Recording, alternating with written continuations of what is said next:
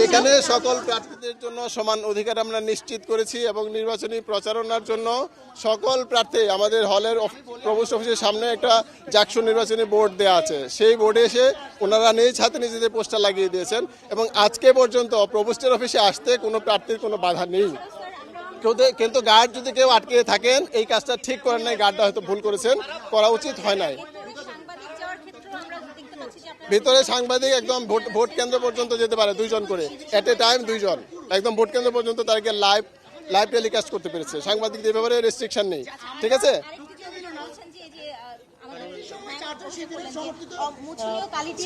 এটা নির্বাচন কমিশনের সাথে আমি কথা বলেছি এবং আমি বলেছি যে এটা সেমি পার্মানেন্ট মার্কার হয়ে গেছে, লেখা আছে পার্মানেন্ট। ওনারা পার্মানেন্ট দেখে কিনেছেন, মার্কারের গায়ে কিন্তু পার্মানেন্ট লেখা, আমি নিজেও দেখেছি সেটা পার্মানেন্ট লেখা।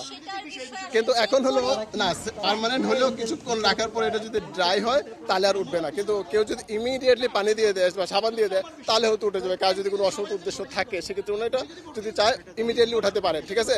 কিন্তু পার্মানেন্ট মার্কার লেখা, এটা আমাদের পার্মানেন্ট মার্কার লেখা আছে। আমি আবার পার্মানেন্ট মার্কার আনার জন্য পাঠিয়েছি এখনো।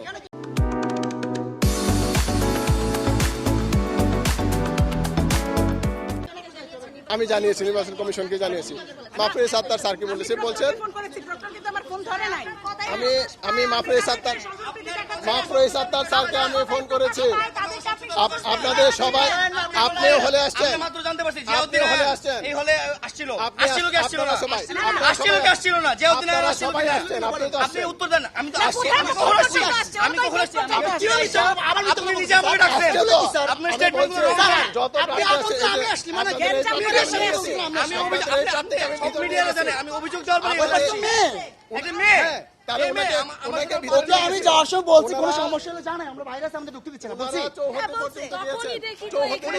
তাকাই দেখেন উনি মেয়ে আমার দিকে তাকান, আমি চিনেন জেন্ডার বুঝুন না, আপনারা তো জেন্ডার বুঝুন না, আপনি অফিস পর্যন্ত যাবেন তো, আপনি জানেন না প্রভোস্ট অফিস নির্বাচন গুরুত্বপূর্ণ জায়গা, আপনি না বুঝতেছেন না কেন? অফিসে নির্বাচন নাই, ভোট কেন্দ্রে নির্বাচন, ভোট কেন্দ্রে কেউ জানে বুঝতেছেন না, আপনি নির্বাচন নয় বুঝতেছেন স্যার, আমি আপনাদের সবার জন্য সমান অধিকার, আমাদের জন্য থাকেন স্যার, আমাদের সবার জন্য থাকেন, আপনি ভিতরে গিয়েছেন সবার জন্যই, আপনি ওদেরকে সাপোর্ট করতেছেন, কেন করতেছেন?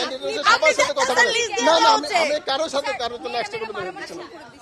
স্যার আরেকটা বিষয় আচ্ছা, আমরা এখানে আসলে দেখতে পেয়েছি যে শিক্ষার্থীদের তরফ থেকে নানান অভিযোগ রয়েছে।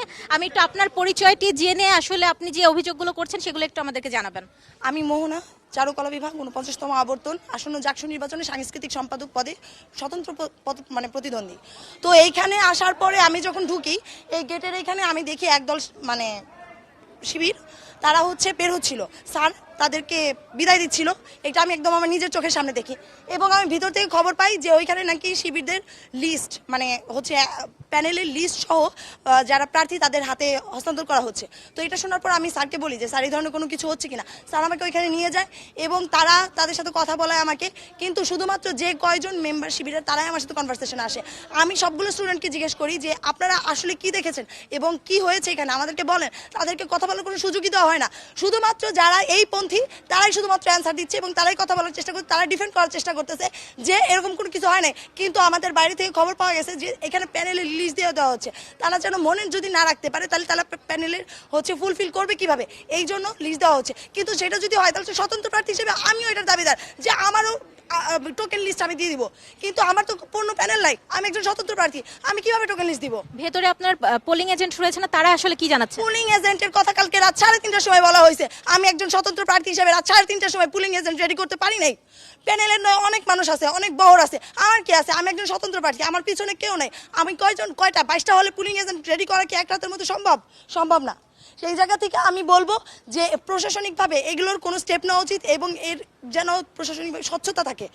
এই যে এরকম এক একজনকে মানে স্বজনপ্রীতি দেখানো হচ্ছে, আর একজনকে ঢুকতে দেওয়া হচ্ছে না, এগুলো যেন না করা হয়। এগুলো যেন যেমনটি শুনছিলাম যে আমরা আসলে এই মুহূর্তে আছি জাহানারা ইমাম হলে এবং এখানে আমরা ঢোকার সময়ও কিছুটা বাধার সম্মুখীন হয়েছে। আমাদেরকে বলা হচ্ছিল যে হল প্রভোস্টের অনুমতি নিয়ে আসলে কেন্দ্র পর্যন্ত যেতে হবে, যদিও কিছুক্ষণ আগে আমাদেরকে প্রভোস্ট স্যার জানিয়েছেন যে দুজন গণমাধ্যম কর্মী করে কেন্দ্রে যেতে পারবেন, এর বেশি নয়।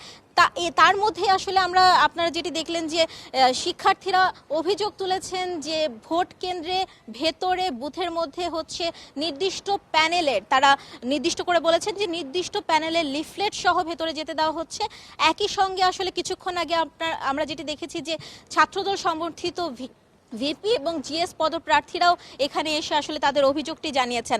আমরা আসলে ভেতরে এখন পর্যন্ত যেতে পারিনি, জাহানারা ইমাম হলের সামনে এসেই ভোটের এমন পরিস্থিতি দেখতে পেয়েছি। কিছুক্ষণের মধ্যে আমরা ভেতরে যাব এবং তার পরবর্তী পরিস্থিতি আপনাদেরকে জানাবো।